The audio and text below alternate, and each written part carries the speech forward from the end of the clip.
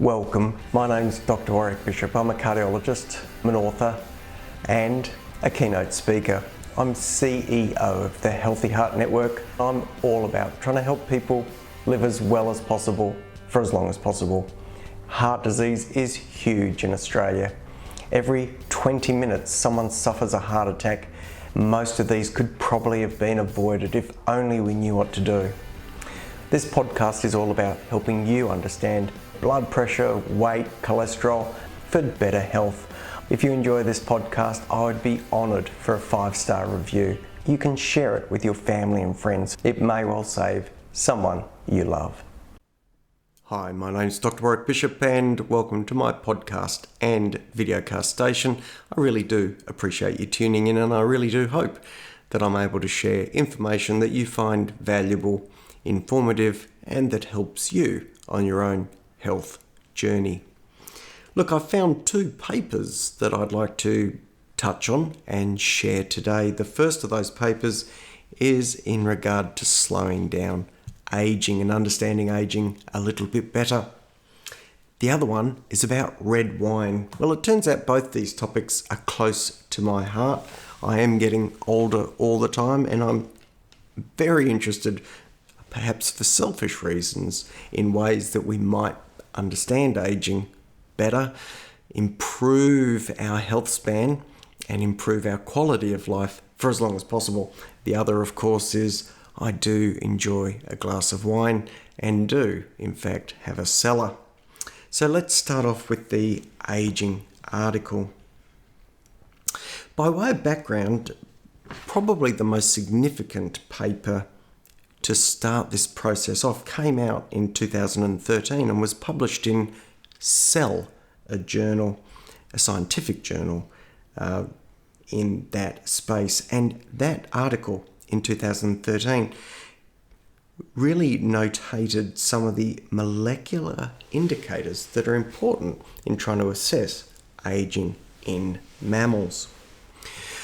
Well, it is interesting to realise that since that time, approximately 300,000 articles on aging have been published, and that is somewhat incomprehensible in terms of a total number, and interestingly, as you might guess, is as many as were published in the entire previous century.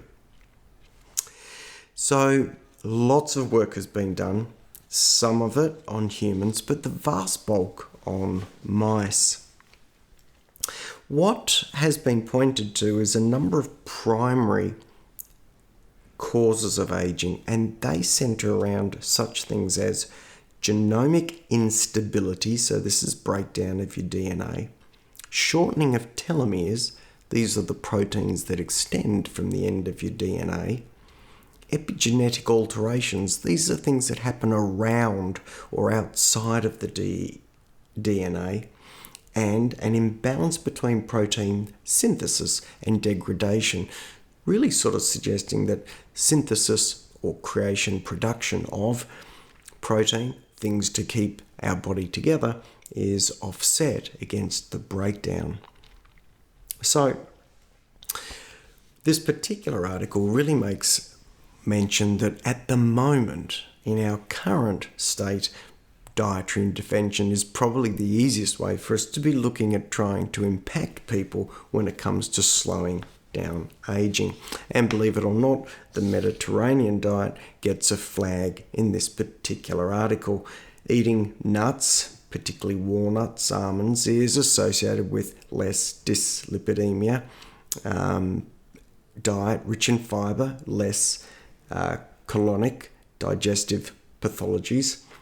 And eating a diet that's low in fatty meats and rich in fruits and sugars is associated with less prostate, breast and colon disease. So these associations are clear, but still there's no clear-cut diet tie to longevity, although it makes sense if you can reduce some of these chronic conditions and improve the management of these chronic conditions, then there would, by virtue of common sense, be an impact on age and health span. One of the things that is interesting, and we're going to hear these sort of terms more often in the future, is the age indicators. Now, I mentioned genomic instability. I mentioned telomere wear, epigenetic alterations, loss of proteostasis, that's just not keeping enough proteins being produced and therefore literally seeing a breakdown.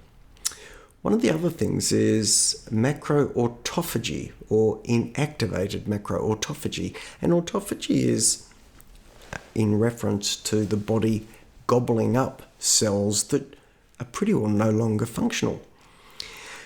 So we think of cells as they start to die as sometimes getting caught in that death cycle. And imagine a cell sitting somewhere in an organ, perhaps even on the skin. It's past its best, it's well into its use-by date, and it should be switching off into programmed cell death. Well, if it doesn't, it can hang around for a while, and this sort of dysfunctional life cycle, extended life cycle of these cells, can end up being problematic. Other indicators can be dysregulation of nutrient sensing, mitochondrial dysfunction. We know that mitochondria are the engine or energy source within cells. Cellular senescence, a little bit like macroautophagy. Depletion of hematopoietic progenitor cells. Now that is pretty important because we will end up tracking these sort of markers as an indication of age, almost certainly, because these progenitor cells are the cells that can subsequently be used to be guided to become different tissues and regenerate organs potentially. There are alterations in intracellular communication as we age, chronic inflammation, and importantly, imbalances in the microbiome. Well, all this stuff is absolutely fascinating. It is completely and utterly at this stage a tease. There is reasonable reason to try and eat sensibly, and Mediterranean diets and a focus on antioxidants together with fibre makes perfect sense, and keeping away from sugar as well makes perfect sense. I will keep you updated in the space of assessment of ageing, health span, and the potential of even reversing aging in the longer term. I think that those sort of horizons, if we're seeing 300,000 articles being produced in the span of a decade or two, we will see at least that many and more in the next period of time. So watch this space. The other article I was pretty keen to share with you was about red wine. Now, I need to remind you that from all the stuff that I've been sharing in recent time regarding alcohol consumption, there just isn't a healthy amount of alcohol. So we don't know if there's a lower amount which you can consume and be okay.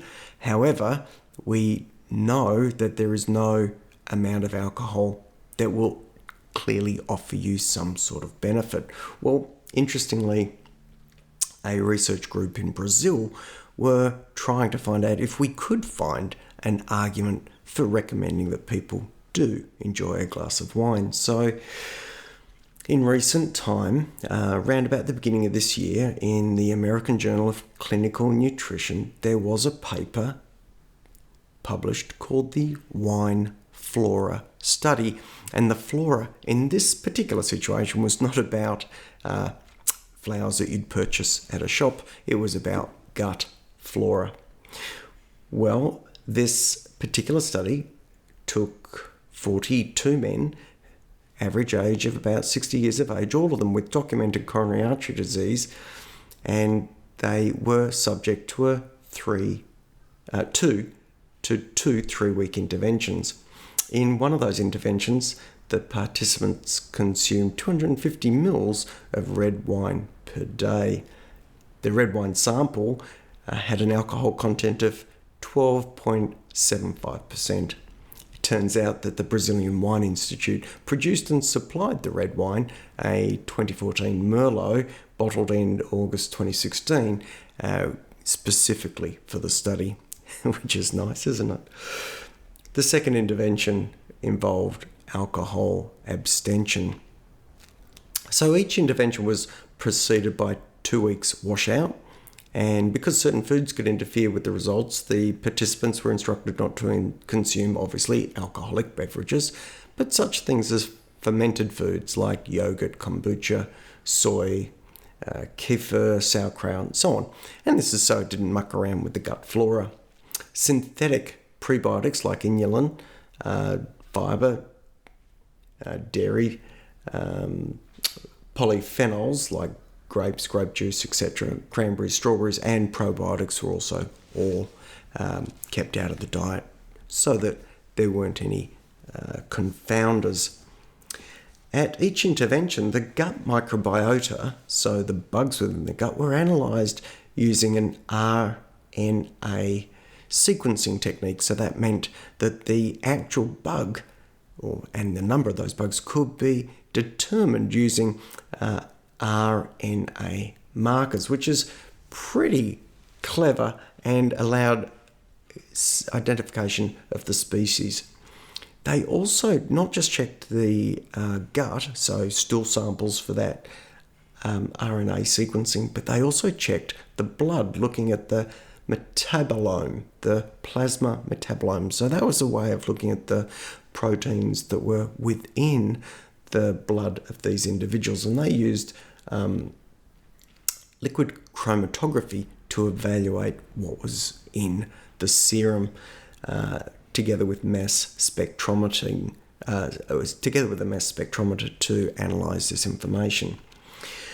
Now, one of the things they were trying to evaluate, obviously, were the bugs, but they were also looking for a particular compound, and that compound is a compound called, or referred to as TMAO, trimethylalanine N oxide. And they were pretty interested in that because this particular metabolite seems to be linked to gut flora and seems to be linked to increased likelihood of oxidation within the vasculature, and therefore linked to increased risk of stroke and heart attack. When they did their evaluation, they did not demonstrate any difference in the TMAO levels, which was sort of a little bit of a surprise. They did find from their plasma metabolic analysis that there were significant changes in metabolites after red wine consumption, consistent with an improved redox homeostasis, suggesting that perhaps the red wine did help with dealing with antioxidant stressors within the bloodstream. So importantly, the researchers didn't demonstrate that red wine was beneficial in reducing trimethylamine N oxide, TMOA. They did demonstrate that it possibly improved antioxidant levels in the blood, but these were very short studies and may not have been long enough to really represent significant change. Importantly, though, and the researchers make this point, there is no clear evidence at this stage that consumption of alcohol is beneficial in this space, and that excess alcohol consumption, of course, carries with it its own risks. Anyway, watch this space. I probably will have a glass of wine with dinner tonight and keep an eye out on the literature as it continues to appear. For now, I hope you found that interesting and informative. If you've got any queries or questions, drop us a note at info@drwarrickbishop.online. For now, I'm going to wish you the very best. Please live as well as possible for as long as possible. Take care, and bye for now. Did you know that coronary artery disease kills 1 in 4 people? So most of us are likely to carry some risk or know someone who does. If you're interested in finding out more about how to evaluate that risk, check out www.virtualheartcheck.com.au. It'll give you information about risk and what else can be done to be even more precise.